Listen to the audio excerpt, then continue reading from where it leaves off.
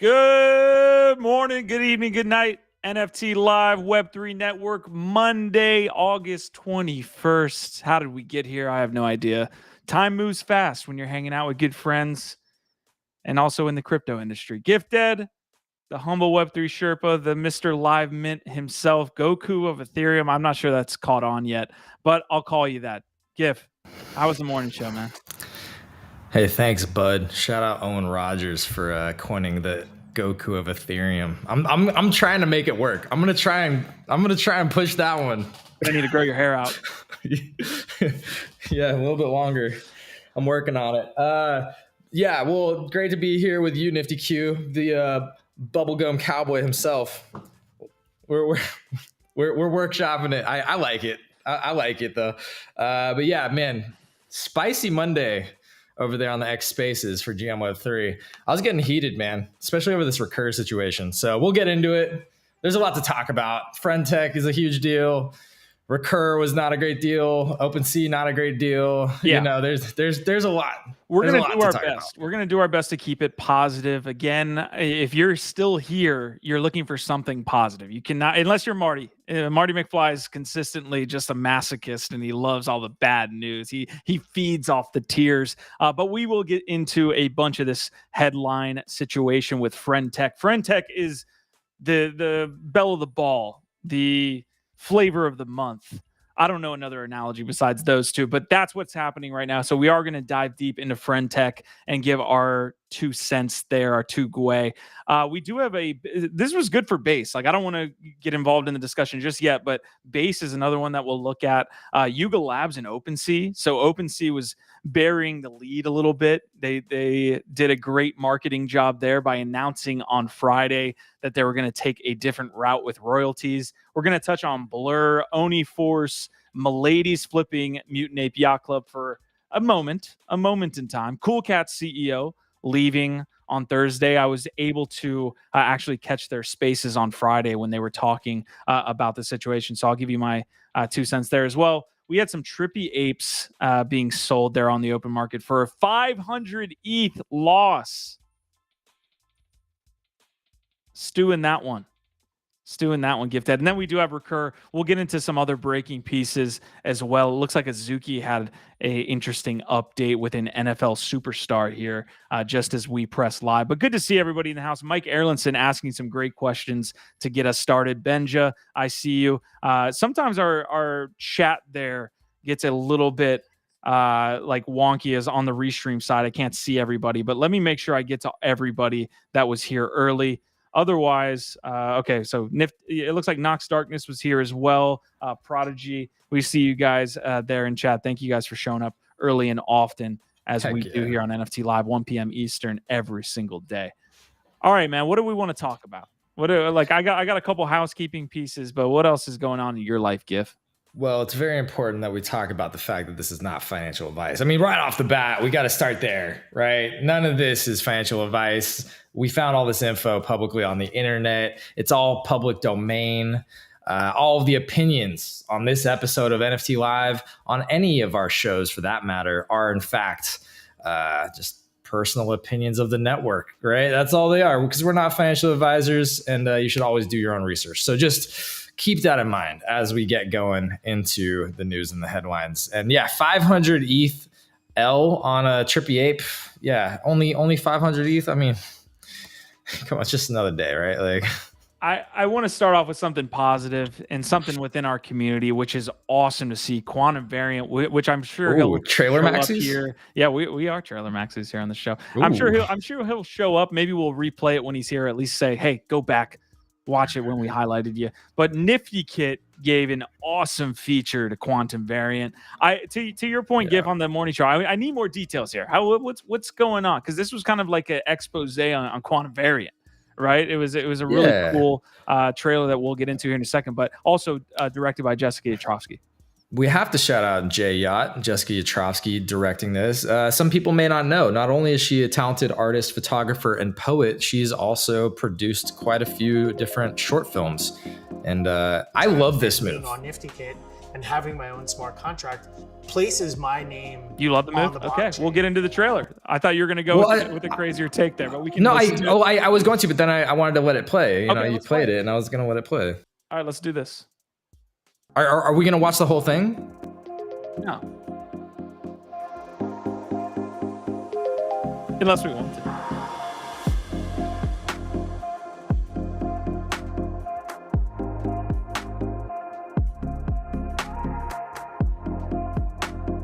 Just sleek vibes. My name is Joseph Girardi, aka Quantum Variant. I am an artist living and working in Brooklyn, New York.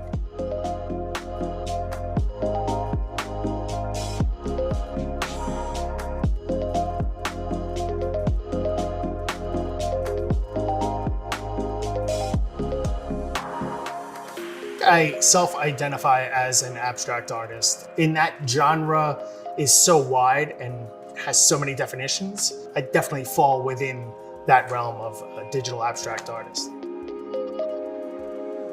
Come on.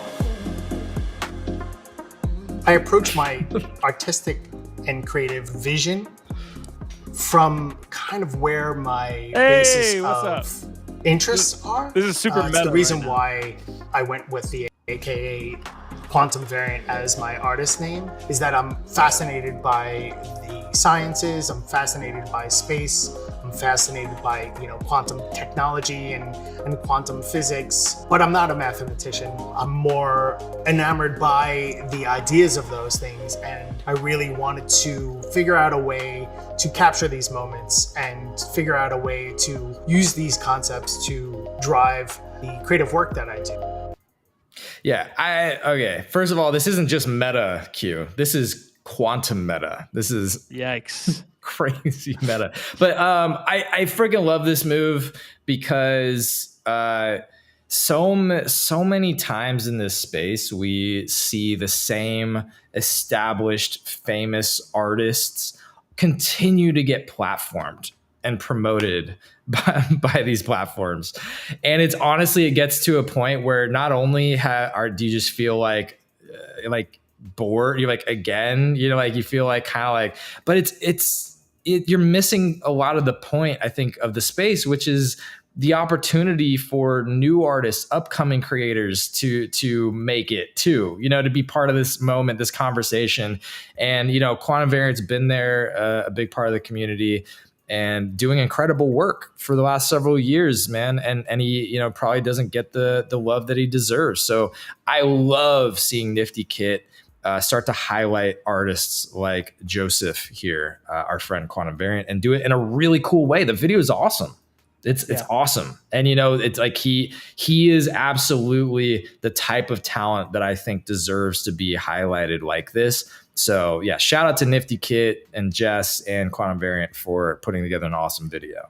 Yeah, huge shout out to NiftyKit there for highlighting artists in the community and not just platforming, again, the same old job. It reminds me of like the Steve Aoki situation where like Aoki would be talked about in every single collection. He's like getting platformed continuously, where other artists are definitely not highlighted by these large brands and large collections and everything.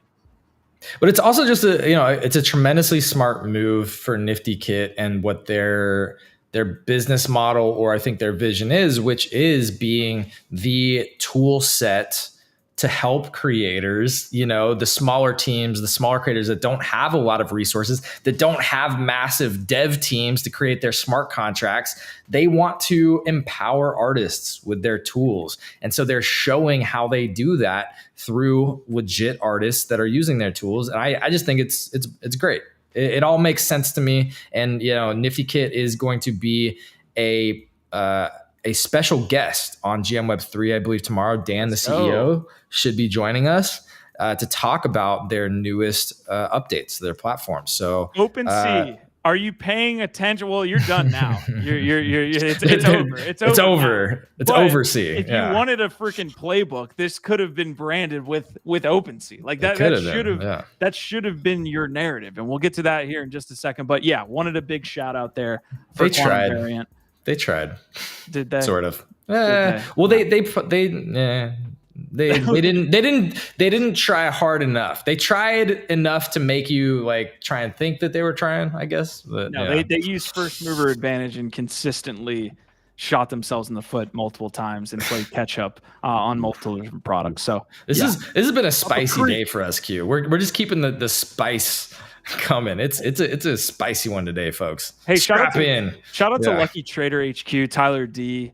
Although, Tyler, I didn't like your take there on friend.tech, and we'll touch on friend.tech in just a moment for those of y'all that want to get into it and hear those spicy takes. But I love their early morning spaces. It's about 30 to 45 minutes. It's really good. It's 10 a.m. Eastern, so right before GM Web3. Really like what they put on. And I follow them as well on Twitter to try to stay up with the latest happening. So this is from Lucky Trader. New Azuki is collaborating with Patrick Mahomes on the upcoming auction of a 1-in-1 Azuki styled Mahomes card.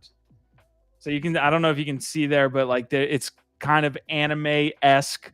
Not the biggest piece of news. This isn't going to like completely move the market, but it's cool to see Azuki working with Mahomes' team. I mean, this is a positive thing, however small it is. And yeah, I thought that was worthy. It just happened while we were live. We just pressed live, and that announcement came out. Worth a mention. Yeah, worth a mention there. I have a lot of questions, about this type of thing, but I do think it's interesting, again, to see the way that collectible culture, physicals, phygital, and then even, celebrities, sports athletes, start to collaborate or create different experiences and different products. So I don't know. I feel like that's one that deserves a little bit more time to sink in and look into, because I don't really know what to think, other than like the thing that confused me maybe just right off the bat was that it said like the Azuki trailer again. No. Fuck. Sorry. Too soon, bro. Too soon. Dude, that we should pull up that fucking the bargain with the devil tweet or whatever and get into that at some point, man. You sure you don't want to watch trailer Maxi? All right. Anyways, I completely derailed you from that. Well, yeah. Well, the thing is, like, on the card there, it clearly said Museum of Mahomes. And so it's like, to me, the question of like context of like, how does this fit into anything? You know what I mean? That's kind of my bigger question. Like, is this just a one-off card? Are they going to create a bunch of these cards? Is he going to partner with a bunch of different NFT projects? What is the Museum of Mahomes and why do I care? And then like trying to give it the benefit of the doubt. Like, okay, maybe that'll turn into something, but like, what does that look like? Is it just Mahomes paraphernalia? And so like, that's his way of creating authentic Mahomes paraphernalia. So I don't know. I have a lot of questions about it. And it'll be interesting to see how something like this ages. Yeah, to be fair, it just dropped, so we're gonna be looking at that. It's something positive from let's Azuki, check which in. Is literally.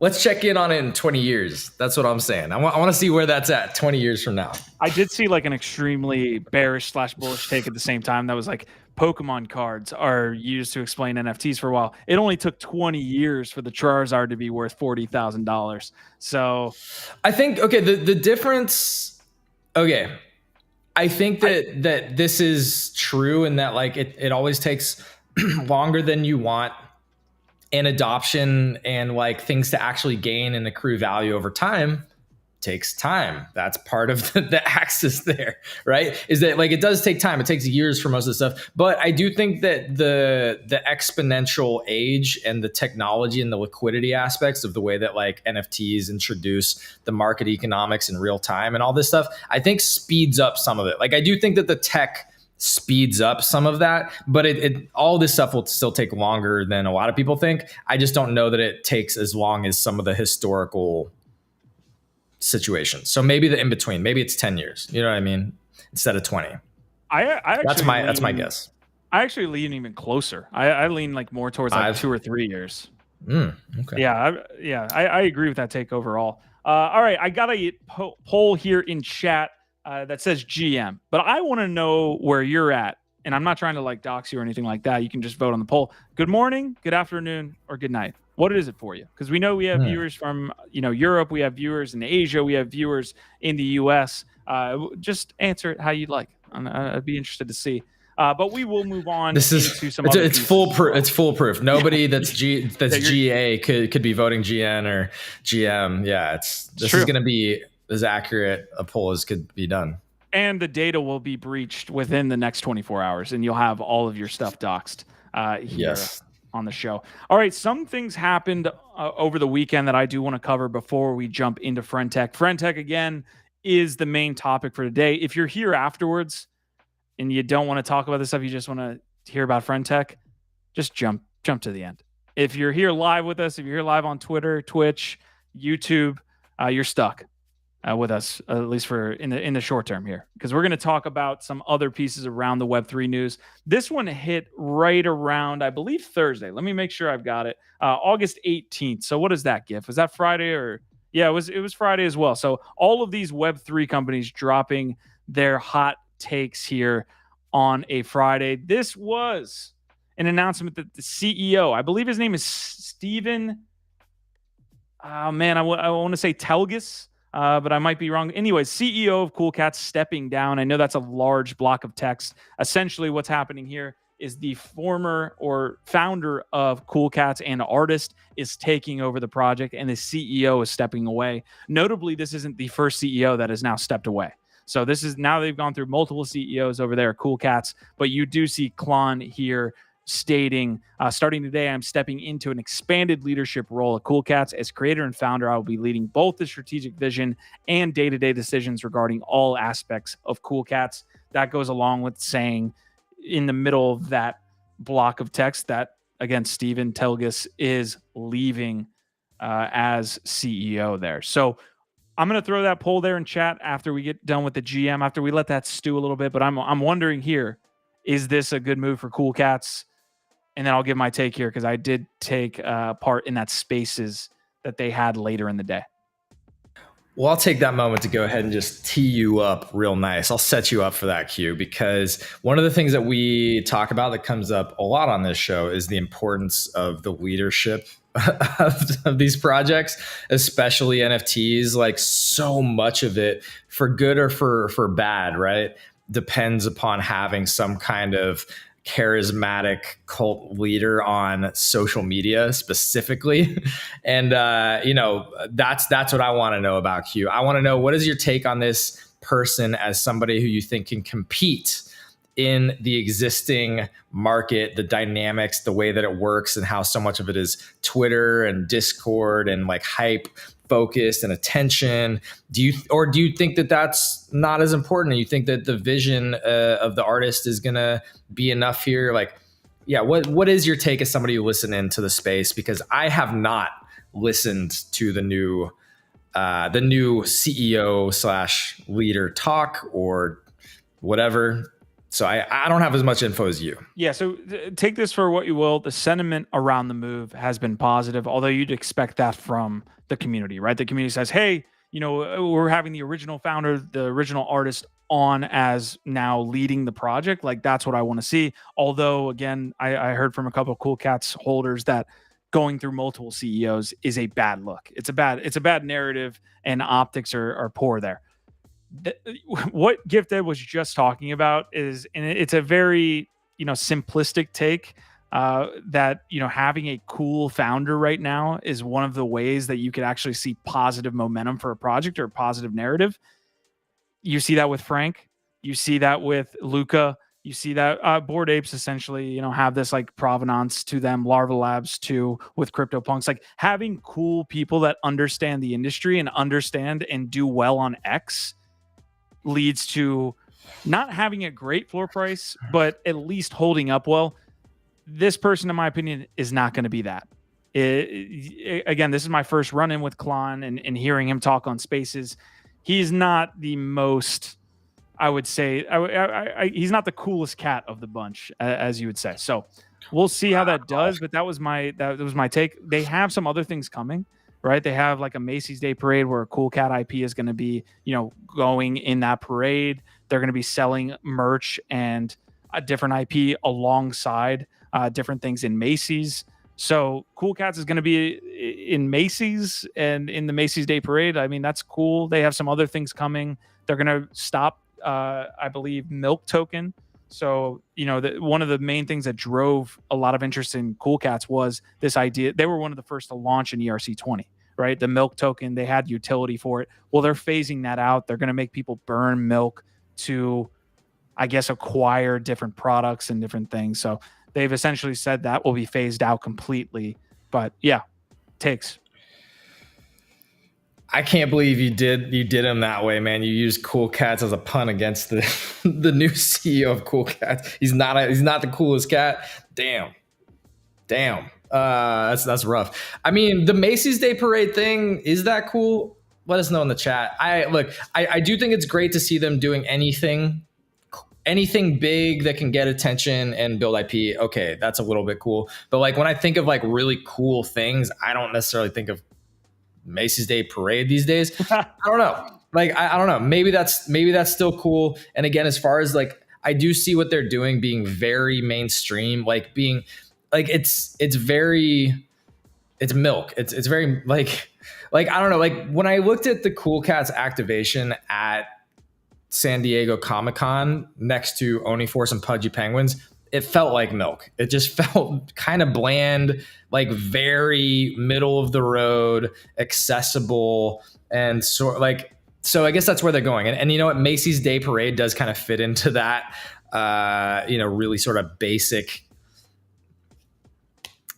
area. Yeah, I guess. And I don't know. I take your points really well about the founders tending to do better if they're really tapped into the culture and have that sort of like cool aura, the halo effect, if you will. It seems to be one of the only things that does affect NFT floor prices positively right now, is having a really big halo effect from having an awesome leader who's out there being super engaged and getting attention constantly.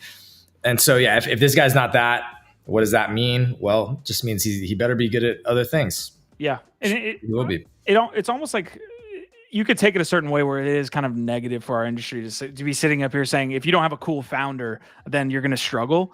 But you could kind of send that into other industries, right? You're talking about fashion, you're talking about tech. Like if you have a cool founder, you have a potential where you can, so I think Steve Jobs is probably the best example. Elon Musk is another one. Like some of these companies run just off their presence alone. Like Tesla alone. I mean, it's cool to have an electric car, but I don't think it would have been as successful without Elon Musk. So I know that's a crazy out there example, but it's at least on the spectrum. So Tesla, I don't know what it's at right now, but it has at certain points been worth like more than every other car company in the world combined, or some crazy stat like that.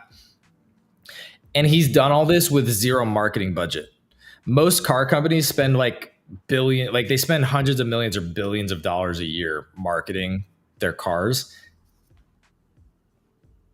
Yeah, he doesn't spend any of that for any of his businesses. So it's like we are definitely in this interesting era where the impact of having a well-known, well-liked, cool founder who's out there at the forefront, who's super charismatic. Again, it's this cult of business or cult of like brand or whatever it is. But we definitely live in this interesting era where that impact over indexes in the results of how those businesses often perform, or at least the amount of attention that they're able to aggregate and maintain in this attention economy. So I take that point pretty well, especially in the NFT world where so much of it revolves around being cool or culture or the community, etc. Yeah, Decryptorian is saying it's the truth though. That's the meta. None of this feels cool. It is ironic that we're talking about Cool Cats. And that is literally their name. And we're talking a little bit about them not being that cool. If you want to check it out yourself, let me know. I dropped it there in chat. You can come back tomorrow and say, hey, I listened to 10 minutes of this space and I do feel the same way, or I don't feel the same way. We also have the poll going. Is the CEO stepping away good or bad? It's tough because all of these OG projects, I have an affinity towards, right? Like you have some type of memory and they have some type of OG community as well. So it's tough to talk about them this way, but that's just the vibe I got. DP is saying, F a cool founder. Give me a founder that understands how to build a team, set reasonable deliverables, and scale a company. Absolutely fair take. I've seen a lot of great takes about Frank and the fact that like what he's good at is generating a bunch of hype because he's quote unquote cool or understands the culture or cool for this community, and he's not really building anything or building anything substantial that you can kind of point to other than building hype. So great take there. And it brings me back to one of the truths about like startups versus growth or whatever. It's like the different phases in a business's life cycle don't necessarily require the same parts or the same leadership or management, right? And so I think one of the things that we've seen happen a lot is that, these startup groups of creators and big idea, people or influencers, a lot of times they can successfully launch a cool idea or put together a cool idea, but then they don't know how to scale it or take it to that next level or actually ship a global product or build a brand, et cetera. So yeah, maybe this guy's the guy that understands a better way to actually take the project forward. That's the hope. But I will say one of the things that you got me thinking of when you brought up the Macy's Day thing is like, oh, here's a cool thing that they're doing displaying the IP is the Doodles Campstore. Like to me, that's a way cooler display of what NFT IP can look like in the real world than maybe doing a Macy's Day float. But I don't know. I'm not trying to hate on it. I think for cool cats, it makes sense. Well, I mean, dude, we're just giving our take. So hopefully you don't take that to heart there, Klon. Hopefully you have a good run at that lead of this legitimate project. I mean, they've got a lot going on. They're one of the OGs in the industry. We'll see what that plays out in real time, though. I am going to bring up this NFT Bark thread that was covering the camp stores because this was legit. If y'all didn't see Doodles camp stores finally kind of unveiling there in Chicago, we've been talking about that. I think 2 months ago we were explaining, or a month ago we were explaining that this collaboration was going to be really cool. They were showing it alongside Disney IP and all this stuff. So it actually came to fruition. I'm going to try to find that link. GIF, if you want to hit any of the chat while we're there. Easy in Crypto, I see you there too. I know you commented first. I just missed you. We were having issues with the chat. Yeah, Easy. Our vibe, our tribe to you, sir. He was the first one here. Decrypto Lorian also been super engaged today, both on X and here. So shout out to you, saying Camp Store is 100% better. And we'll get into that in just a sec. But love the takes here from DP as well, saying you can always hire a spokesperson. It's true. They need to be intimately involved. But yeah, they like, how involved are they? That's kind of like licensing out your brand or your IP, right? And we've seen the issues with that in the space. I guess that's who that spokesperson is. I got an early chat that didn't make it into Restream from Mike Erlandson. So he is saying, might have to sell and buy a BAYC soon. That hurts, but good luck to you.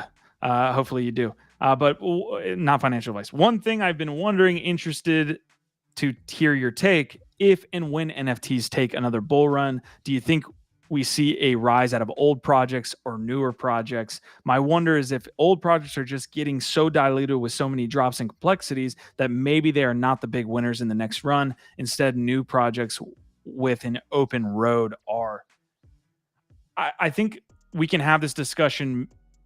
I don't know if we want to get into like that existential like thing with NFTs now, because that's basically what you're asking, like the big overarching question of, are NFTs going to come back? And we're staring at 20% down in 24 hours for some of the biggest projects. Like that's a tough one. It's also one that's asked a ton and pontificated a ton when you're at the biggest lows, right? That's when everybody comes out with a thread saying NFTs are dead.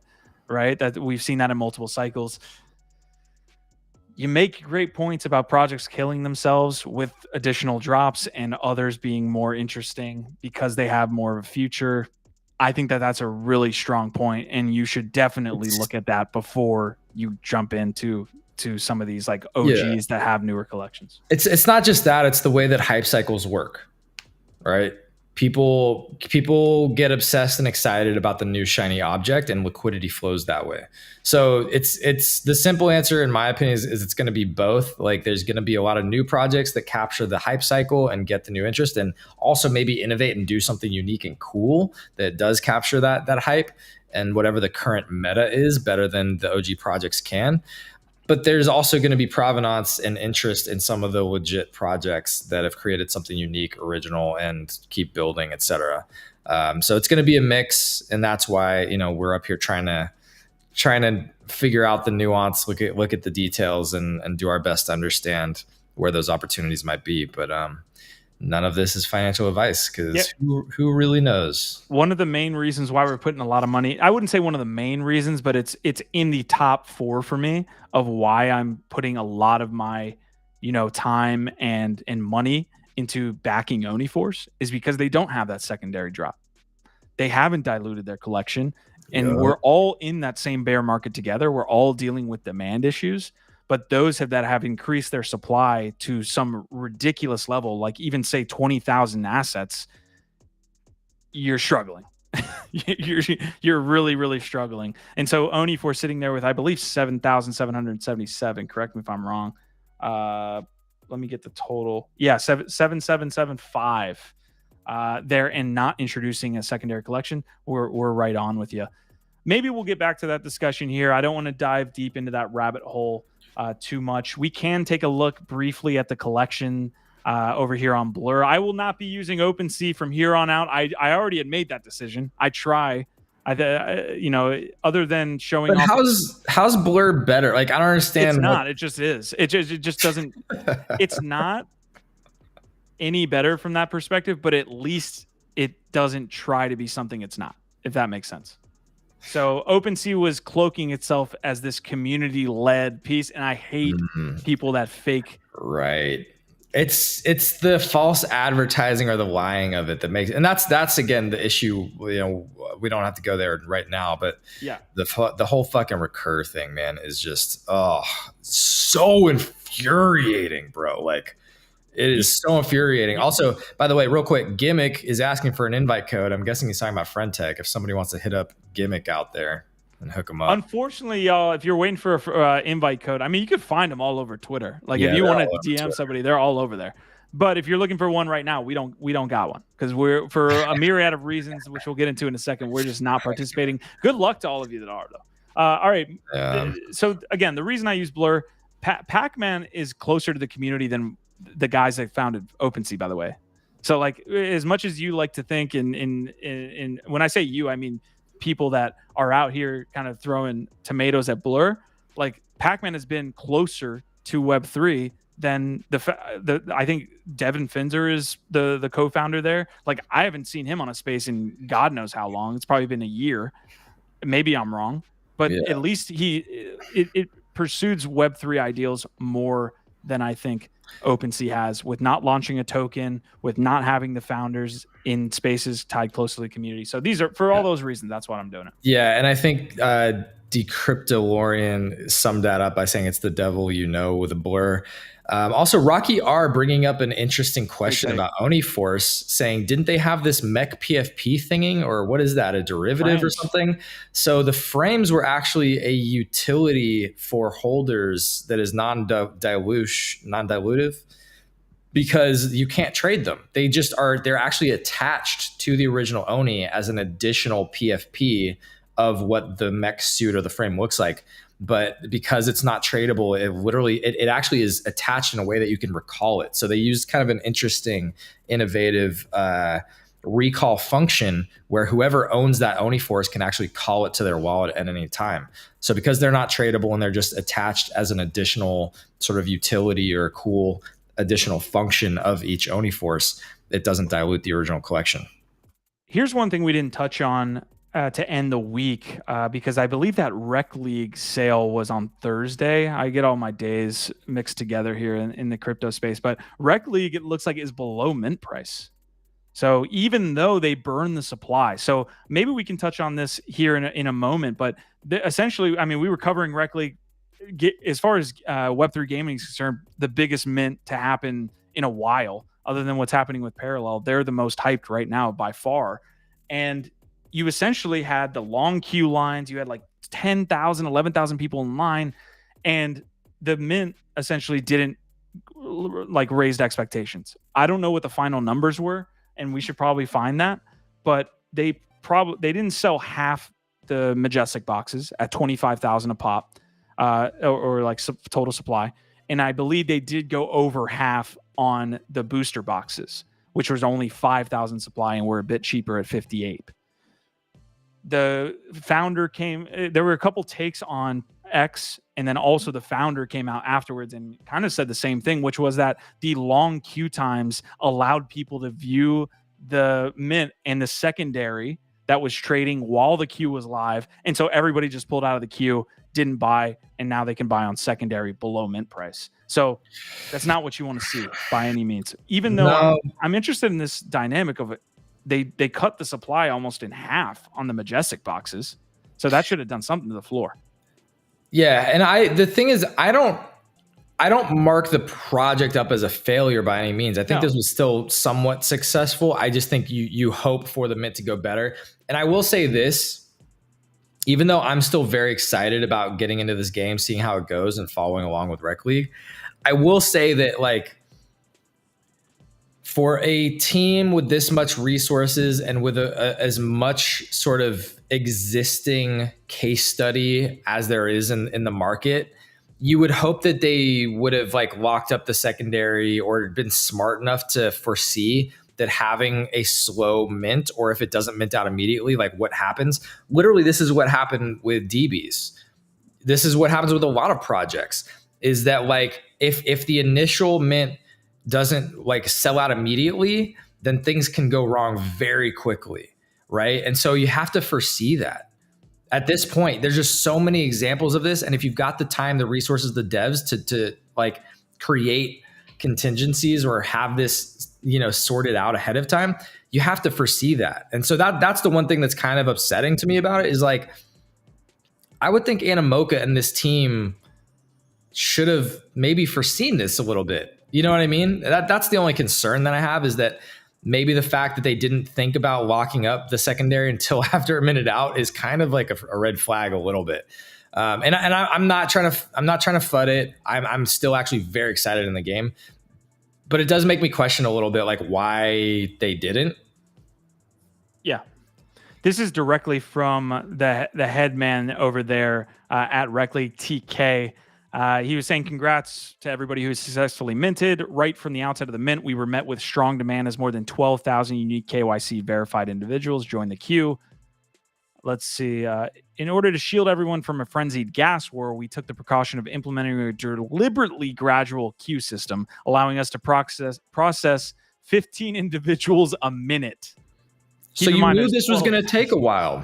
That's what I'm saying. If you knew this was going to take a while, why not lock up the secondary? So due to declining market conditions and others, we were seeing some of the early boxes being flipped on Opensea and Blur, effectively bringing it close to mint price, which at that point, people were like, why am I going to mint if I could just buy it on Opensea or Blur, especially because it doesn't come with that KYC feature. You could just buy the box. So you don't have to KYC. So I have to say this, whether or not the game is successful or interesting, this was a miscalculation by them, because you've got 30,000 total units to mint out at 15 a minute. Is that what it just said? Yeah. Like somebody do the math. Hold up. 30,000 divided by 15, 2,000 divided by 60. Divided by 60. And this is assuming everybody's minting at a steady clip and there's no breaks. It's like over 33 hours. That's like, again, that's at a straight clip. So like you're looking at, like, you expected it to take 2 days to mint out, and you didn't have that figured out into like what's going to happen on the secondary in that time if it's like taking a while. That's a miscalculation. That's all I'm saying here is, like, regardless of if I think the game's cool and they've got cool mechanics coming and shit, dude, this team should have thought this through, man. That kind of does worry me. Yeah, I'm glad we talked that out, because the reasoning behind that was we wanted to make sure that the gas war didn't exist, which, again, it's kind of like you're caught in between a rock and a hard place. Okay. Yeah. But then what, right? It's like, what does that mean? You got to actually think through that decision a little bit. There's got to be some info and reading between the lines there that we just did, because there's no way they projected a 33-hour queue. The other part of this that I think maybe factors in a little bit here is them.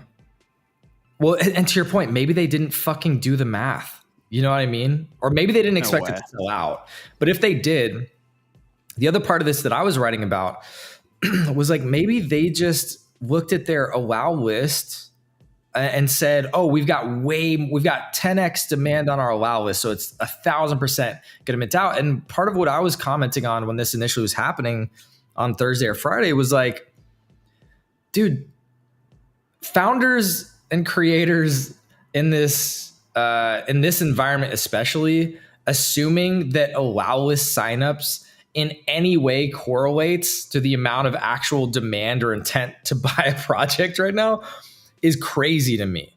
Like, you can do additional things like verify that there's a certain amount of ETH in the wallet, et cetera, and maybe that helps the percentage of actual conversions from the allow list, but it's got to be as low as like 5% right now. It used to be around 10%. Like, Ren1 was commenting. Okay. He's seen 10% conversions. I think it's as low as like 5%. Rocky's actually adding something we didn't factor in, which sometimes that happens on the live show because you're not just sitting there being able to research. You're talking about it in real time.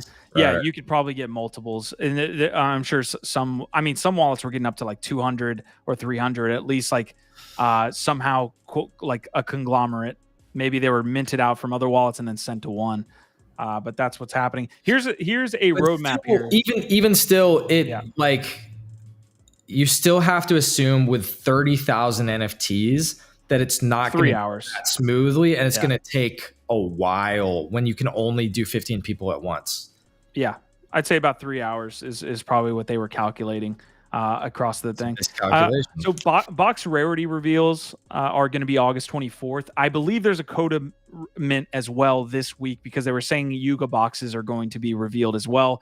Of course, that was going to be just Codas. There's going to be other mints later. Box opening and game launch on September 14th is still on track.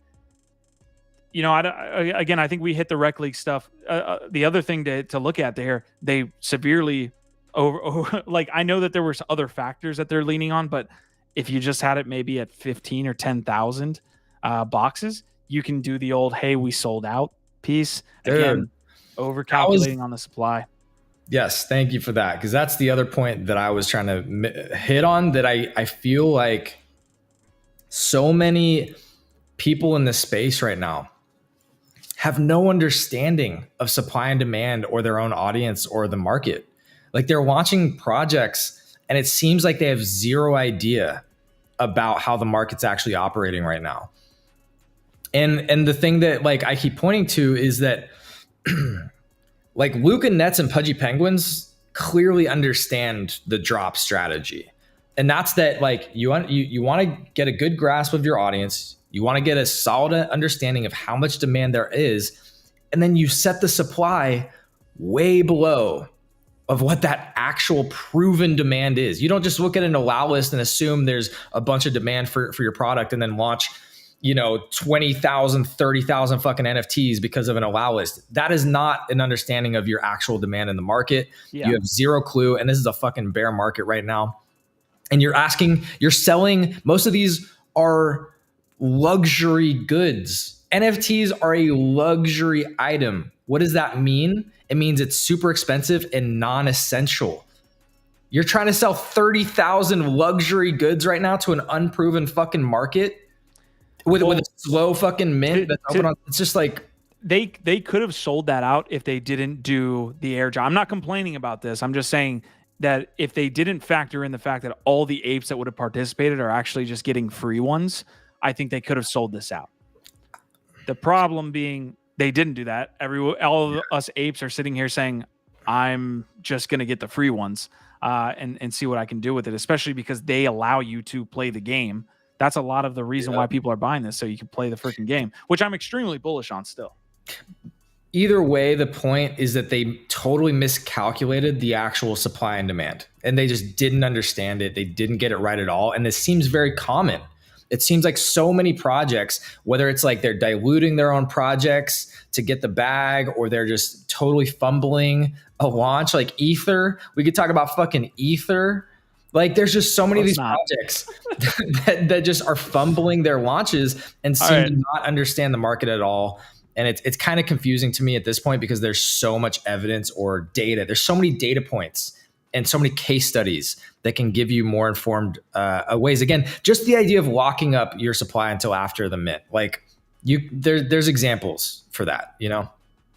Okay, Rocky was thanking us for breaking down the Oniforce frames. Marty's saying, remember when Cool Cats was mainly Farouk? Marty McFly's also saying apes to do Macy Parade as well. I didn't know that. FUD all but Yuga. Good to see you, Prodigy. Pool BNB is saying Cool Cats are doing Macy's. We actually covered that earlier in the episode that they are going to be at Macy's. So that's going to be cool for them. Decryptolorian saying horrible mint day as well.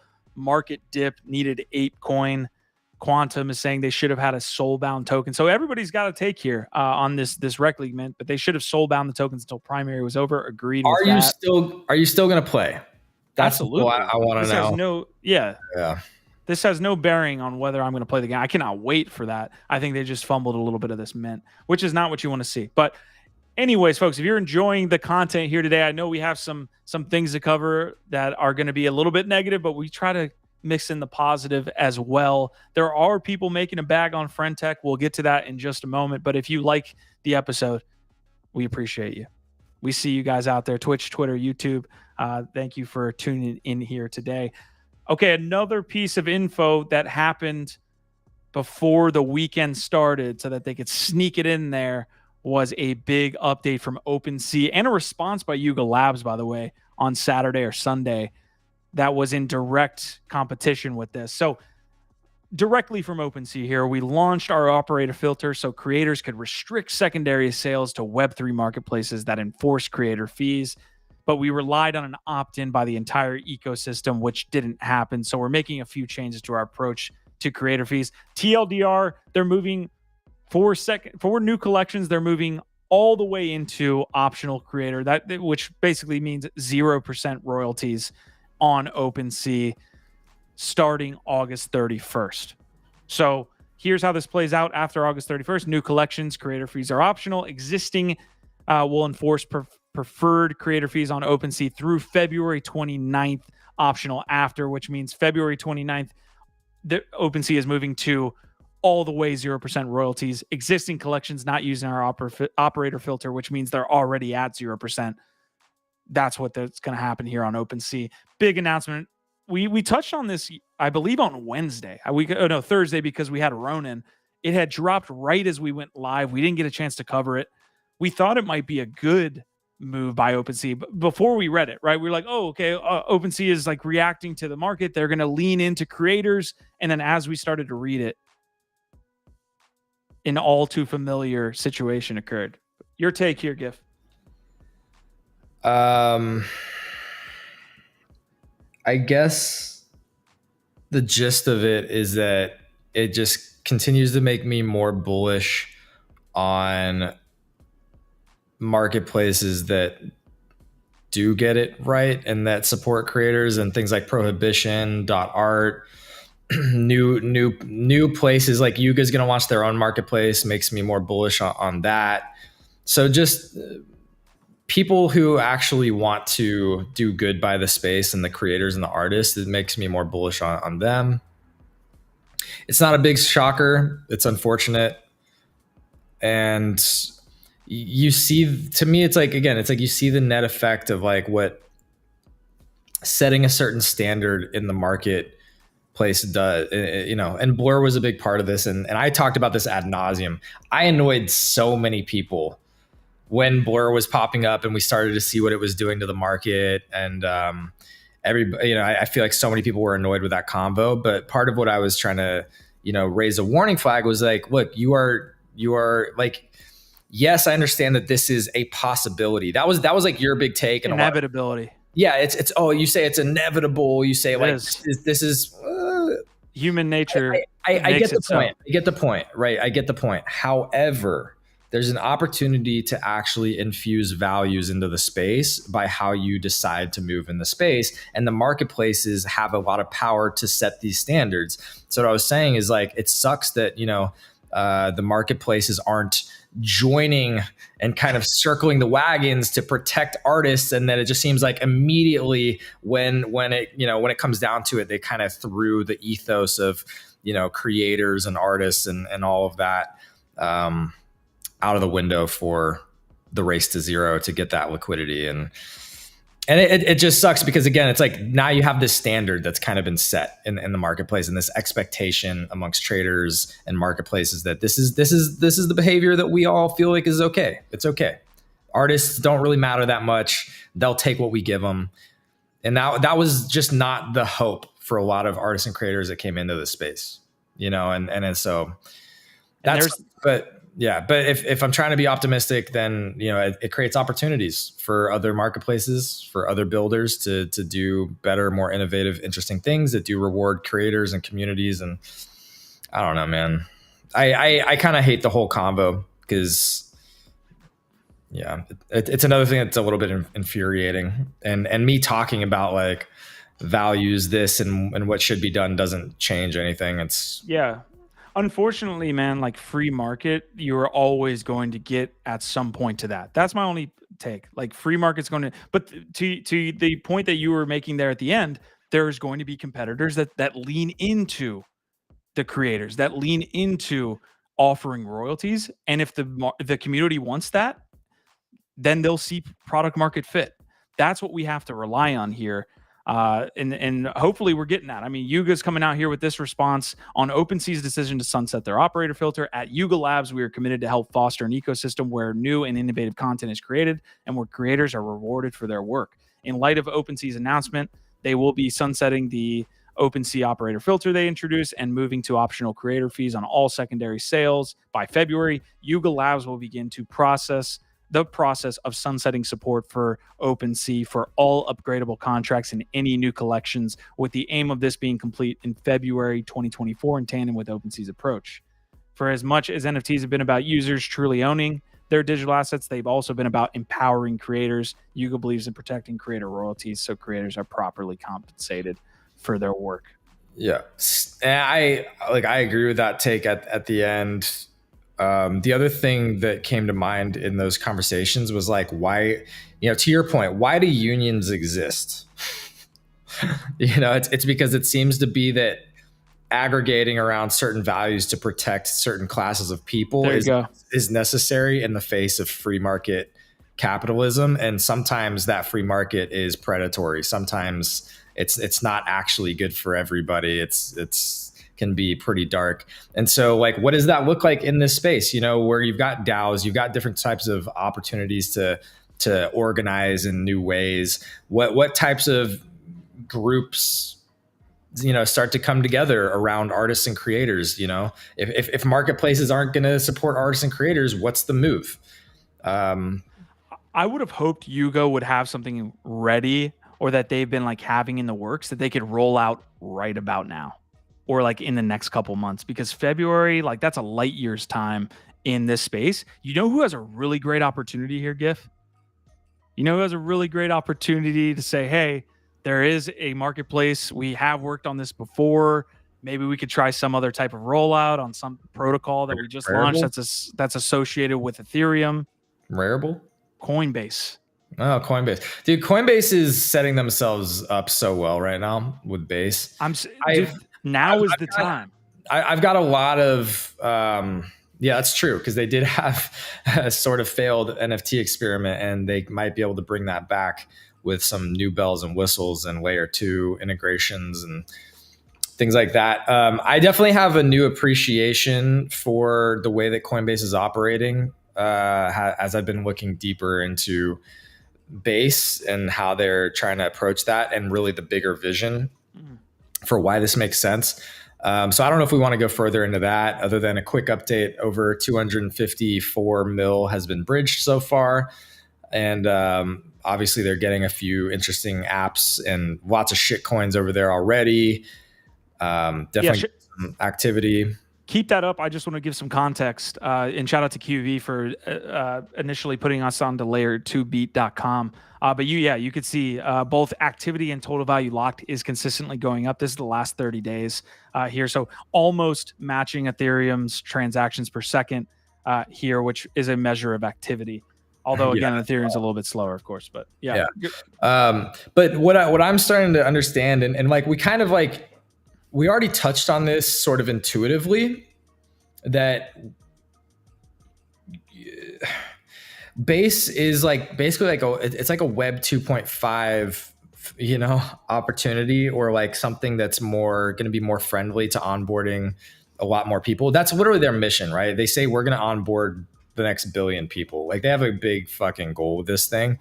But what I'm understanding more is that they're like Coinbase is now able to sort of live in this interesting in between where they're going to keep Base totally permissionless, very Web3 native, right? So like, yes, they'll do their curated Web 2.5 stuff for their apps.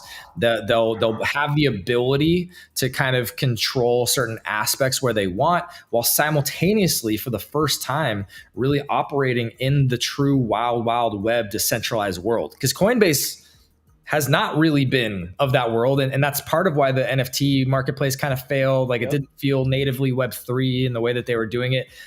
But Base is a permissionless, decentralized blockchain. And so now they have the like Web 2, Web 2.5 centralized marketplace paired with a truly decentralized layer 2. Yeah. And so now this is like a superpower because they can profit at bridging those things together in unique ways and create arbitrage opportunities. And like, there's so much that is now opening up to them by having a foot firmly in both worlds that they can lean into however they need to. And I'm starting to understand like, oh shit, nobody's actually done that. This is the first, like, that's what, when they say Coinbase is the first publicly traded company to launch a blockchain, that's why it's interesting. Yeah. It's like, well, they're partners as well, right? You have to think Paradigm, who it has come out that potentially is behind friend.tech. If not, that's already public information. You know that they were talking with Coinbase behind the scenes about them rolling this friend.tech out on Base. Like that conversation happened. Okay, so they have a bunch of networking in the space. They're the largest exchange in crypto now that FTX is gone. So here, I want to make sure we kind of like move it on, but my take here is like with NFT, Coinbase NFT, they tried to bridge the wrong way, right? Like and timing was a factor of that as well, but they tried to bring Web 2 folks into Web 3 with the Coinbase NFT marketplace. Their funnel was essentially, you're trading on our platform, so you can now trade NFTs. They were trying to do that. They literally thought that the retail would buy NFTs.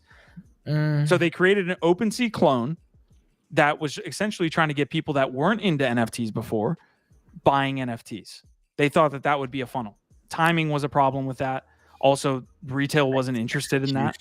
Well, it's interesting, right? Because I do think, to your point, that was maybe the bigger thought or strategy, but they didn't really execute on that strategy at all very well. Like I remember when they were rolling out the Coinbase NFT marketplace, that I was sitting there waiting to like see notifications and like marketing from Coinbase to their user base, their existing crypto user base, like really pushing them into this in some unique way.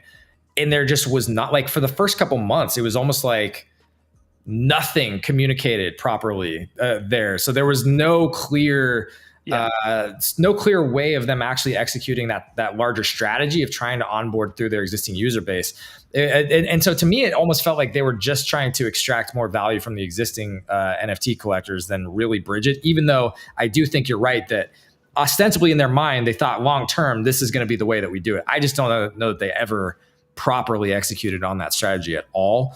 And look, like, they're going to see, they've seen success. To me right now, they're approaching it from a purely Web3 base and keeping these communities separate. Essentially, they're saying we're still doing retail trading over here. We've rolled down or like stopped production or the process of supporting Coinbase NFT. We're just going to focus on this layer 2. We probably will launch an NFT marketplace there, but from Web3 foundation up. I think that's the way to do it.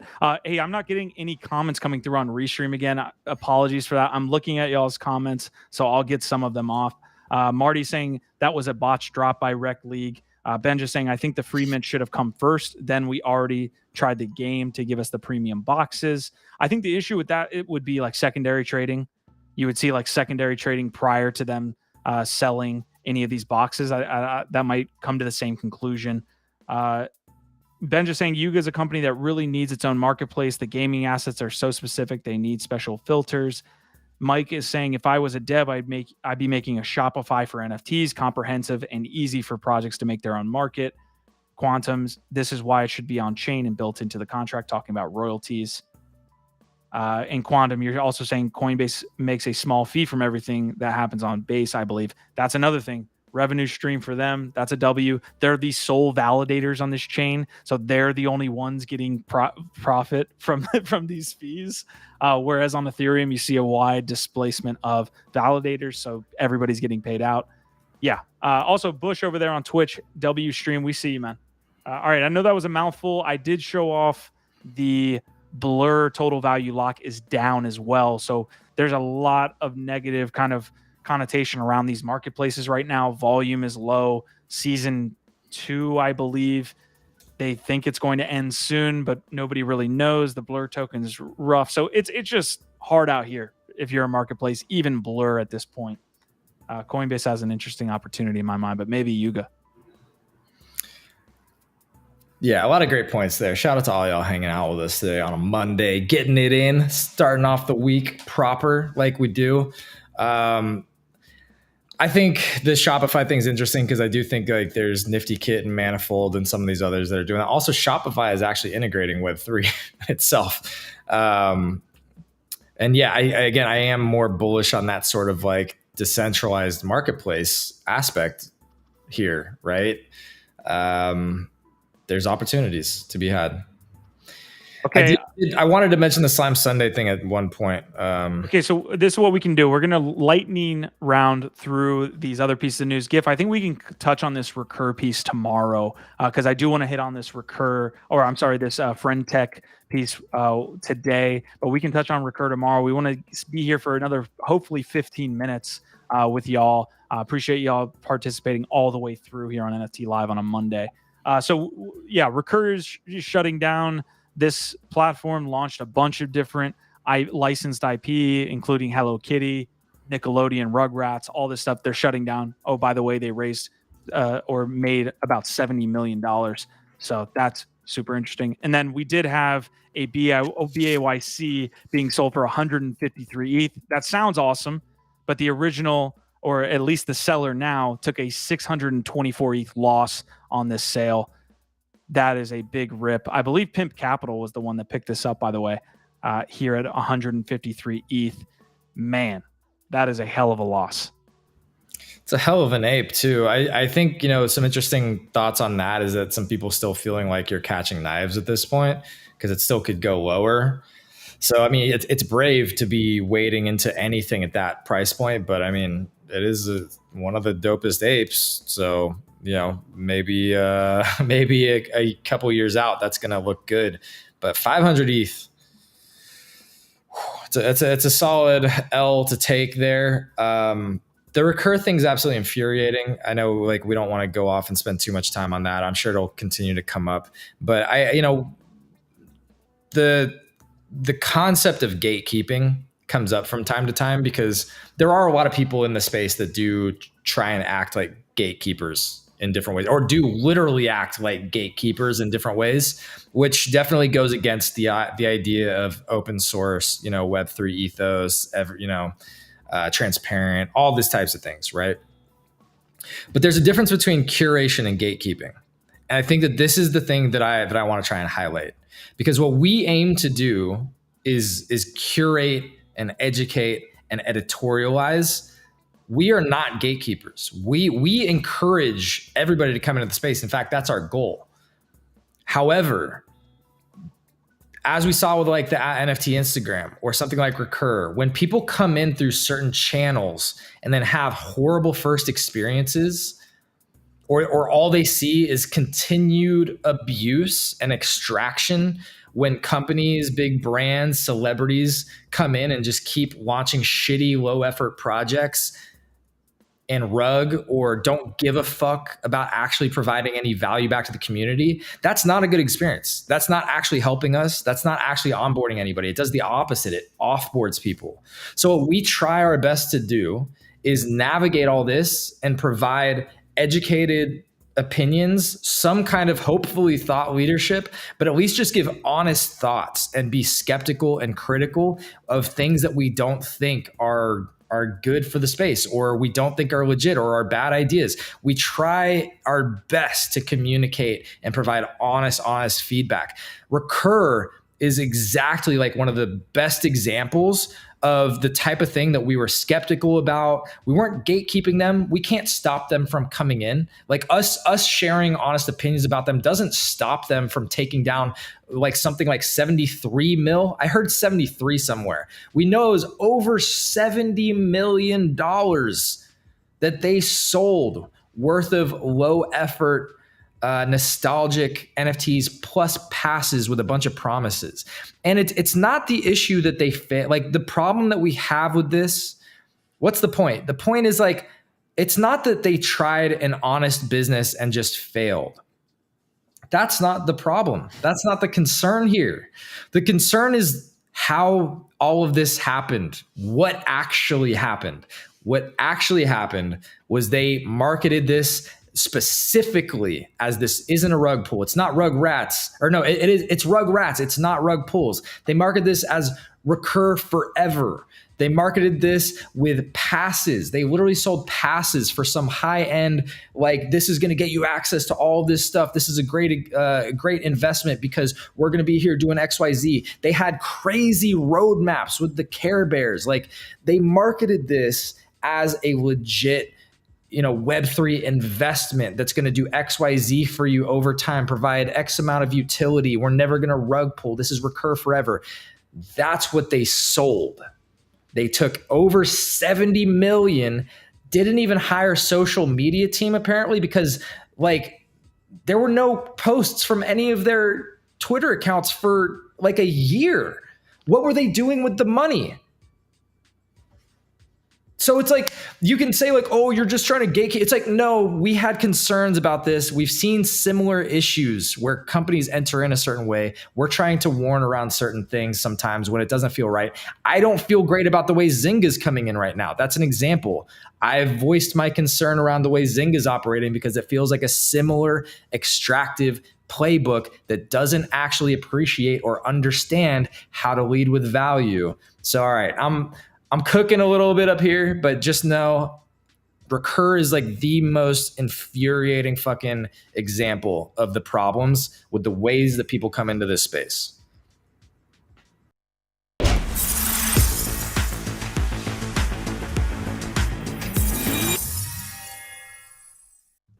I know I'm joking about that. That was an absolutely phenomenal take. It really was.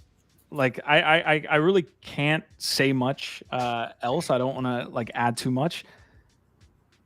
When we first started talking about this, and I think you used the example of Nifties, like when you first started talking about it on the morning show, I was like, like it feels like we're kicking them when they're down. Like the platform failed, like, they tried all this stuff. And then you said that they had made or raised $70 million. I think you said made $70 million off these drops. And I'm just wondering what happened with the situation of that runway, right? Like that should be used as potentially enabling the future of that drop or that platform, right? Like it doesn't make any sense that they made that much money and they're saying, we're going to peace out. Like that actually sounds illegal, but a lot of that has to do with this space. Like you're matching, you're essentially cloaking yourself as a Web3 company that actually has Web2 intentions, and that's a really negative thing. We've seen it play out with BlockFi saying that they're a DeFi bank. They really weren't, but they said they were, and everyone lost their money. Whereas if they said they were a Web2 company, they would have been beholden to a lot of the regulations that does not make all of that stuff happen. That's where you have the problem. Somebody's saying they're one thing and trying to be in between. And it'll be interesting to see if there's any like lawsuits that follow up on this, because it feels like fraud. Like the amount of promises that were made around like the passes and these different projects with so little delivered. I don't know. It'll be fascinating to see, because to me, this feels basically like fraud. Not just like, hey, we honestly tried to make it and we just couldn't. It's like, dude, where's the transparency on that over $70 million and all those promises you made? Okay. Like, the last thought that make it quick because we got to get out of here. We still have to talk about friend.tech. All right. Let's just come. We'll talk about friend.tech. We'll come back to it. All right, Sam Spratt. I want to put this link in chat. Marty's giving it a shout out. Again, I can't see anything on Restream GIF. I don't know if you can, but there are chats coming through. I want to make sure I'm getting to Marty's. I feel like the 256 edition will be worth more than 3.3, regardless if you win or not. Your thoughts? I mean, 3.3 edition here of 256 at 3.3 ETH. That's a hefty price tag. I don't know Sam Spratt. I'm sure that he's a relatively well-known guy, but 5 hours now at Nifty Gateway. So correct me if I'm wrong. I've been kind of looking at this, but also like it's pretty confusing, and it feels almost like esoteric to the point of like obviously on purpose. This guy's trying to create like some kind of epic, mysterious thing, and I get that. Isn't this the same guy that's behind the like NFT Illuminati? There's the mask. Yeah. There's the mask. Yeah. Hold on, we just saw it. Yeah. So like, I think he's really leaning into this. is what I'm seeing. What I'm seeing here.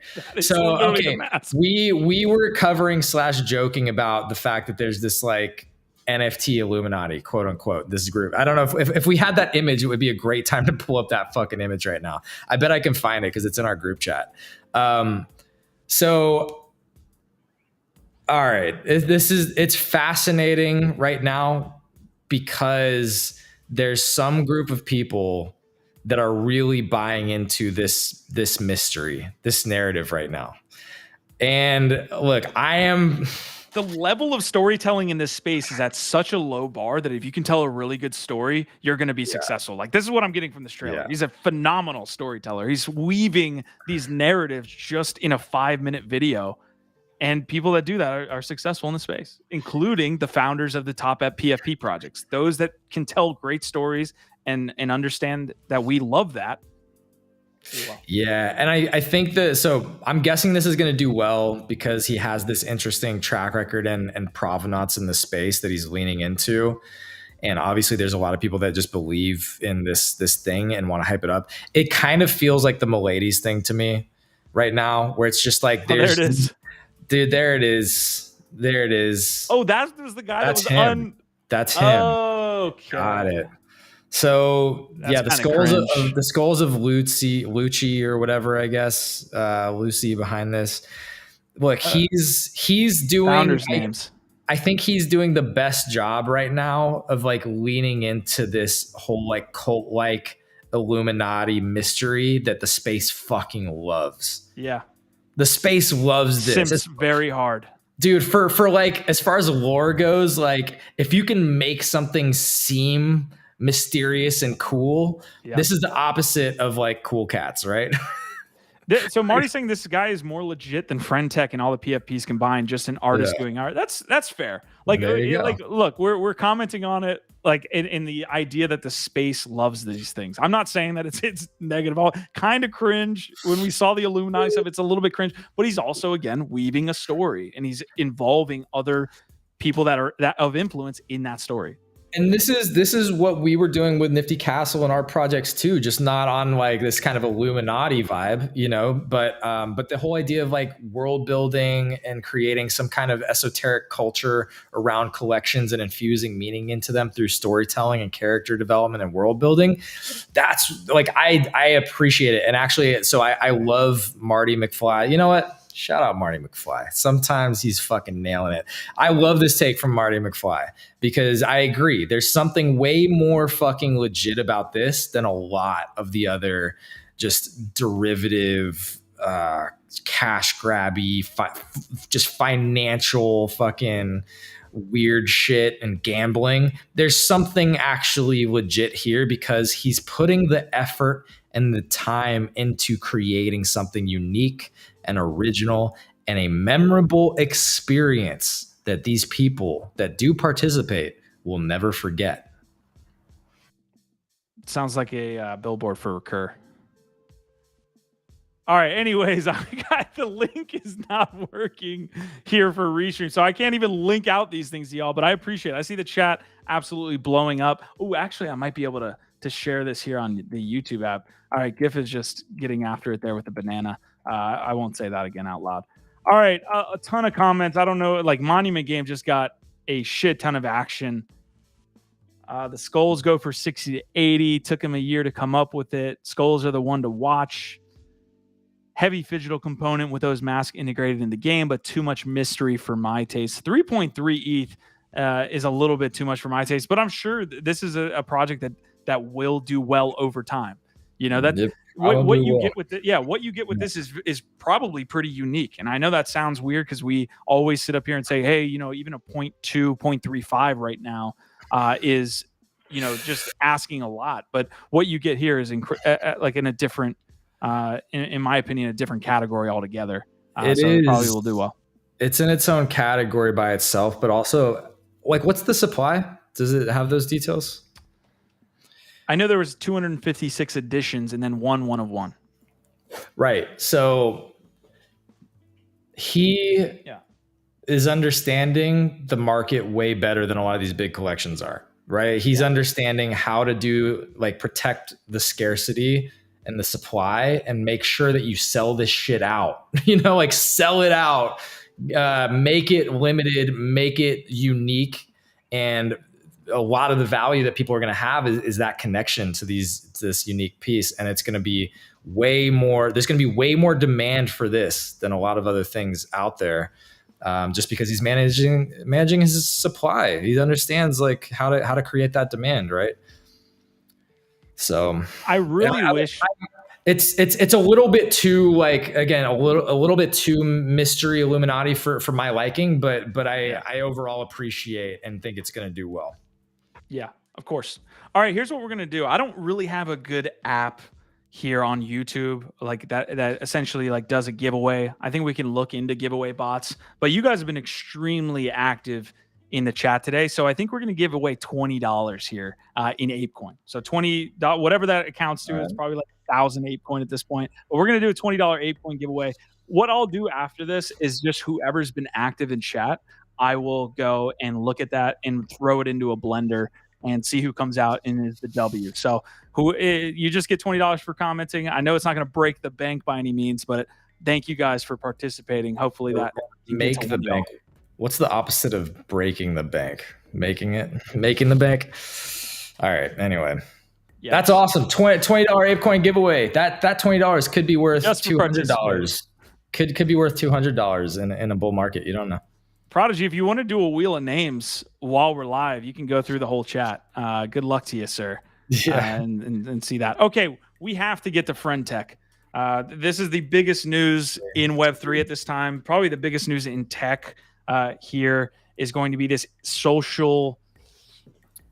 I don't want to start with the P word. So this social token game, the social shares game / app that has launched on Base. That's another W for Base. Coinbase's layer 2 protocol here, but it's absolutely taken over. There's so many things to talk about from like a complexity standpoint. I don't even know where we start. For those of you that don't know what friend.tech is and were around probably 2 years ago, it looks a lot like Bitclout. You can essentially go onto this platform, claim your profile, and people can start buying and selling shares of you. And it's associated with your Twitter profile. So your PFP is there. People have been having a lot of fun with this. So, and also there's a lot of like takes across the board. People are extremely divided on what this app means, the future of it, whether it'll be here in 6 months. I don't even know where to begin. So I'm going to pass that off to Gifted and see how he starts. But hopefully I laid a foundation for at least what friend.tech is. About 100,000 signups, like unique active users here over the course of, again, like probably a week. The total value locked in the platform has gone up tremendously. I'll try to get those numbers for you. But yeah, drop your takes in chat as well. Gifted, good luck. Well, fam, history repeats itself. And often in crypto, we see cycles come and go. Sometimes very quickly, these revolutions can happen. And we've seen this one before. Bitclout was a well-known Ponzi Bitcoin vacuum / rug that took the whole NFT Web3 space by storm back in the Clubhouse days, but it was relatively short-lived. Well, if you miss those days of Bitclout, guess what? It's back with a fresh new coat of paint and a private chat function. It's easier to use slightly because it's on L2. So the tech hasn't. It's new and improved. Did you just say a private chat feature? I know this is gonna blow your mind. It's a whole group DM private chat. Multiple people can exist in one group message together simultaneously. So innovative. Yes, well, I'm just getting started. It is on the new Coinbase L2 base. So it is by far and away technologically superior to anything Bitclout could have ever thought of or hoped to achieve. So look, I'm obviously like, I'm being serious, but also like, there's an opportunity for early movers. There's potential there could be an airdrop that's driving some speculation. It's the new casino, so everybody's hyped on it right now. We're not financial advisors. I'm not telling you what to do. Maybe, some people are definitely making money there right now. I personally have been staying away from it because I feel like, as you called it, this house of cards, this house of cards. This house of cards will crash at some point, and my luck with gambling on these types of things has not been great. And I feel like I would probably get caught up in it and end up losing my ass. So I think that this will be good for maybe a couple months. I'll be surprised if it keeps going. But a lot of that also comes down to the devs behind it and their ability to innovate and like keep it going, keep it interesting, keep iterating on the app itself. So who knows if they've got Paradigm backing it and they've got a bunch of like legit founders and devs behind this thing and real resources, it might have more legs than a Bitclout ever did. And so I'm leaving that door open as a possibility. But I also will not be surprised if this thing comes and goes, and in the next couple months we're on to the next thing, and a bunch of people that bought the top are all fucking wrecked. The influencers have taken their liquidity out and they've moved on to the next thing. So just be careful, man. That's it. We have a winner from the giveaway already. Holy shit. Shout out to Prodigy here. Give us the winner here. No. Prodigy threw it in chat. I guarantee he didn't even add himself. So my man has some good character there, but it's going to be Mike Erlandson winning the giveaway. We took all the chatters, whoever was chatting here in chat, you got a chance to win some ape. And shout out to Mike who won today, and big love to Prodigy who ran that poll while we were live. Thank you guys. So leave an OVOT in chat if you guys appreciate the giveaways here while we're live. We just wanted to do something small for y'all today. Do you want to be right? Do you want a Bitclout? Do you want to be right? Do you want a friend tech? My feeling about the longevity of this is that it's going to continue and actually ramp up in activity for the next month or two. I don't think you'll see I think you actually will see the returns do extremely well, but I think it will be harder to jump on those returns as the app gets more and more. I mean, I'm not stepping out on a ledge there. More people understand about it. It's going to be harder to make money personally, but I do think there's going to be a lot of people that get involved in this because of what you're seeing now. There are NBA players, there are a couple different influencers that have gotten involved with this, and you essentially see it shoot up over like within the first hour that they're on the platform, and that can be recreated over and over and over and over again. So you're seeing a ton of different bots now get involved. Like the Ponzi-nomics is just too nice. And I will go one step further and use an example of OnlyFans being essentially like this. But imagine OnlyFans and your fans get paid as well. That's the level of degeneracy that we're seeing. That's the level of honeypot that is too much. It's too sweet for people to pass up on. And that's what you're seeing now. Well, so in that thought, Q, is the thing that I actually like about it, and why, again, I give it some level of credence, and I'm open to the idea that this thing could actually live on for longer than Bitclout and actually have more legs to it. And that's because it is like a Web3 version of OF, in that, again, the value of the network effect rewards the participants in the network. And so again, by supporting creators and people that you believe in early on, you actually get to participate in that value. It's a very sort of Web3 idea. This is DeFi. This is what it's all about. So it's like that sort of idea of being able to, you know, at least idea. Okay, it's kind of an ideal though, because we have to be honest, right? The ideal of being able to get in early on like an artist or creator and participate in this meteoric rise and profit from it, I like that as an ideal. Yeah, the ideal of cocaine sounds pretty cool too. Yeah, exactly. But the truth of it is way more complicated and messy than that, because there's people buying their own tokens to spike their prices and burning that shit. There's bots, there's manipulation. It's also just people, instead of like wanting to invest in creators that they love, just speculating on some, you know, corn star that jumped on because they've got a bunch of simps. So it's just like, it's like this weird gamble. For, like you said, it's like a casino Vegas on meth. So if you're gonna get into those waters, man, good luck, and just be careful. DP is saying, I heard a girl in space today say that she's been holding shareholder meetings for her coin. I know she doesn't mean any harm, but the language of shareholder meetings is terrifying.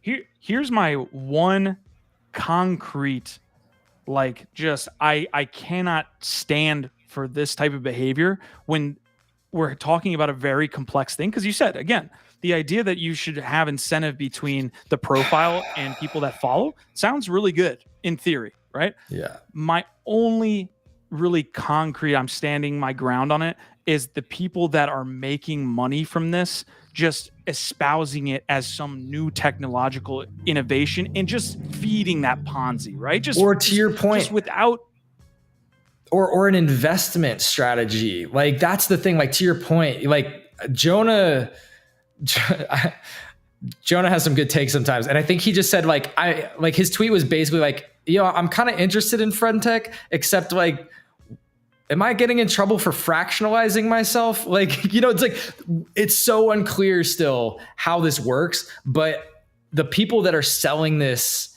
as an investment, as like, you know, promised future returns, like you're a shareholder, you can see lawsuits coming out of this for sure.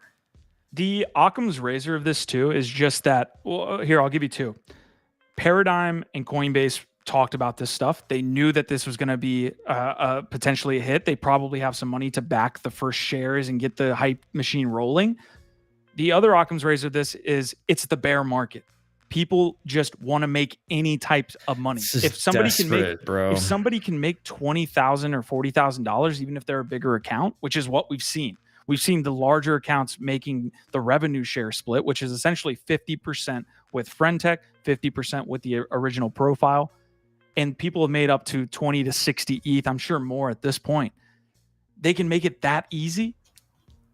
Then that's the Occam's razor of this. The fact that it's taking off so quickly is because it's a bear market. People are just trying to eat, and that's why they're shilling it. The problem is your reputation, dude. Your reputation of shilling something so fucking hard that is going to be dead in a year. Guaranteed. That's, dude, the sort of like desperate, blatant, I don't know. This is what I hated about Bitclout, was the types of people that glommed onto it and would shill this were just exactly the types of people that I want to avoid and not be like. And that's what I don't like about this, is that especially in this market, like it was almost like predatorially dropped when everybody's at their lowest low, because like the desperation is just it's just out there because people will just attach onto anything that they think that they can make a little bit of money off of. It doesn't matter like what happens 2, 3, 5, 6, 12 months from now. If it can make me a quick bag, like I will pump that shit. I don't give a fuck. And dude, these guys are making a fucking killing, by the way. Kobe, which I love Kobe. Like I haven't heard him talk about it. I would love to see one of his takes. Being a 2.4 ETH price, I'm sure it's higher now. I don't know, man. This is where I start to feel do you want to be right or make money though? Because it's hard when you start to see people make bags, man. The FOMO becomes real. For like clarity, the first person that bought Kobe's share, or if you got early, you're buying it at 0.01 or 0.05. Yeah. So look, let us know in the chat. Obviously, this is a messy topic. Let us know. Are you on friend.tech? Are you gonna get on? Do you feel like this is just another Ponzi, or do you actually think maybe it's interesting and it'll last a little bit longer? I'm starting to feel like, unfortunately, this might have more legs than we want to give it credit, because even though history does tend to repeat itself, like it usually just rhymes. And I feel like even though there might be a lot of Ponzi-nomics in this, I don't know, man, the OF model like is crazy. So OnlyFans makes so much fucking money, bro. Okay, so decentralized OnlyFans, all friend.tech has to do is implement video and pictures. And then you have decentralized OnlyFans. That's literally it. So I think and I bet they know that already. That's what I'm saying. You know what I mean? And if they imagine if they just capture 1 to 3% of the OF market share, you have a sustainable app and business model at that point, right? Yep. So I don't know, man. I'm not trying to simp for it, but I'm always very comfortable with like being wrong or questioning my assumptions about things and my own like sort of moral compass when it comes to the way that the market works. And I'm just trying to be honest with y'all. This is my I am very conflicted and ambivalent about getting on this app right now. There is an element to this. If you want the positive take, this idea makes sense, right? And it's why it's been tried ad nauseum. Like we've tried the social tokens already. We've tried the Bitclout already. This is not new. That's why I hate these influencers saying, "Oh my God, look at this friend.tech, it's changing the world." It's like we've tried this multiple times. But there is an element to me that like, okay, separate the shitty pandering influencers from what's going on. This is actually pretty fun. Like it is. Like you get to trade. I get to trade shares of GiftEd. I could go on their Gift and buy a share of you. Like it's and fun. Then get angry at me and go fucking floor it. Yes, I love that. But and be able to share it as a screenshot. Dude, look, the dystopian like social score aspect of this too is just like, oh God, like cancel culture. Like let's all go fucking sell the shit out of so and so because they didn't agree. They didn't come to my birthday or like whatever. Decryptolorian is saying social token experimentation is interesting. I'm vibing with Decryptolorian's takes. DP saying the influencer would be copying pleas, claiming that they had no idea that these things could go wrong. Developers will be in the wind, hightailing it to Cyprus. The investors will be wrecked. So I think it was Mike over there saying Vine versus TikTok. And that's kind of what I was trying to get at. Like, that's a good point, right? It's like, just because the predecessor didn't work out doesn't mean that the next upgraded version of something can't. And TikTok definitely took a similar sort of Vine short video model to that next level with new features and like a better execution. And you've seen what TikTok's done, right? So I don't know, y'all. I don't know. I feel like I'm talking myself into this shit right now, which I don't like it. I don't like it. If you can separate yourself from the emotion of this fucking sucks, and again, I hate the influencer shit. It's a fun thing to take part in. Like it really is. But the problem is when people hype this stuff up as innovation, and then you eventually have people who we know who's going to get wrecked on this. We know because it's played out so many times. The top 1% is going to make a fucking killing. 90, maybe another 5% of like these early adopters are going to make a ton of money. And then the other percentage is just going to get absolutely like without like literally with their pants down, they're gonna get screwed. Like that's Bent it. over. Yeah. So, all right. So, hey, if you go in, don't gamble with anything you can't lose. Have fun. We're not financial advisors. But I think I'm going to sign up. I'm going to have my first shareholder meeting this week. So look out. Gifted token. Can we be the anti friend.tech share? Let's do that. I think we can run on that. Yo. We can run on that. But how do we do? Like, would we set up a separate account? No, we just set it up under my profile, and I'll throw you some bills when I get the chance. Okay, cool. NiftyQ is going to be the anti friend.tech friend. Yes. I think we're going to start that after the show. New title, the Bubblegum Cowboy, aka the anti friend.tech friend. Your anti friend.tech friend. NiftyQ, ladies and degenerates. Okay, there was a story that came out from the block, which I think was almost irresponsible. Weren't we going to keep these to an hour? You spent 20 minutes on Recur after. No, I didn't. I kept it brief. Brief. All right, the friend.tech piece here. We're gonna wrap up on. The other part to this is like the again, most people are here for money. I think that's being very, very like it's shown to be real because people had to opt into like ridiculous terms of service and like privacy things that were getting talked about here. This was kind of irresponsible reporting. They said leaked database. It really was somebody going in scraping and just a public API. Yeah, scraping the public API and then posting it, which is kind of shitty on that person's part. But then the block was reporting it as like leaked database, which was tying Ethereum addresses to Twitter profiles, which is pretty dope. Now we have that. The way that you just explained that is how I feel about Blur. It's like, you're like, well, it's shitty of them to do that. Well, yeah, that's how it works, right? Yeah, it's there you go. Info. CoinGecko was saying that they are adding a friend.tech category that's already existing as well. So you can see the wheels rolling on this. We'll wrap up this conversation. I did have one actual really good. Let me make sure I've got this. For a recap of how this is different from Bitclout as well, I really liked NFT power rankings here.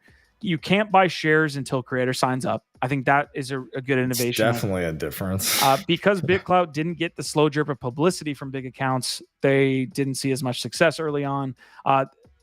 Let's see. Bitclout already had these people registered. Yeah, exactly. 2 revenue splits. So I think there's a strong 50-50 revenue split that people appreciate. You can see Borovic there. Trading fees earned. That's really early on. I'm sure he's made much more. Web3 community leads. You couldn't even withdraw money from Bitclout, which is how I'll end this discussion. I heard Saigo, who's a good friend and a community member of ours, he put this on a tweet, and I think it really sums up the way that we've been talking about finding the new metagames, is that friction is friends with profits in this space. And things that have a ton of friction to do things like withdrawal or deposit are going to potentially be successful. We saw that with NBA Top Shot. People had trouble withdrawing so that they were in the casino for a longer amount of time. You saw what that did to prices. These things like layer 2s have added friction.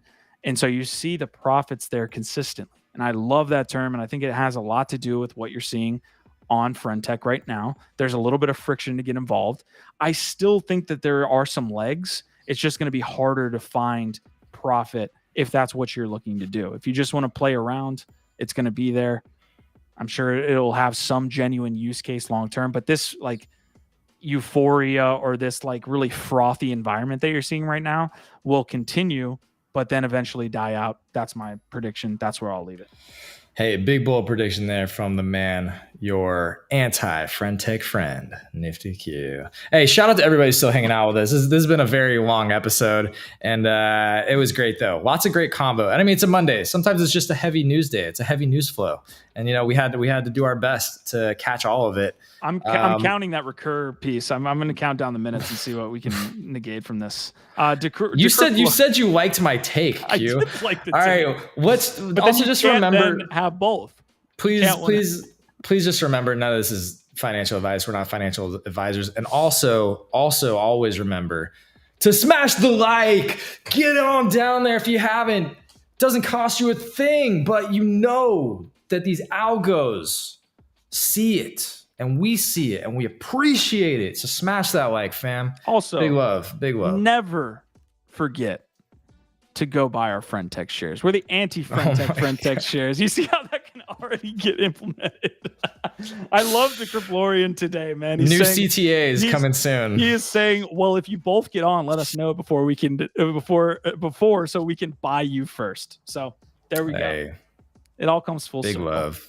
All right, that was NFT Live for the day. Shout out to Mike Erlandson, who won the ApeCoin giveaway for the day for just commenting. For just, I think he said he's gonna give it away to somebody else too. I don't know. Either way, we'll figure it out. It's all on chain. It's on the YouTube chain. YouTube doesn't have its own chain yet. When YouTube L2? We'll see you tomorrow. VOT.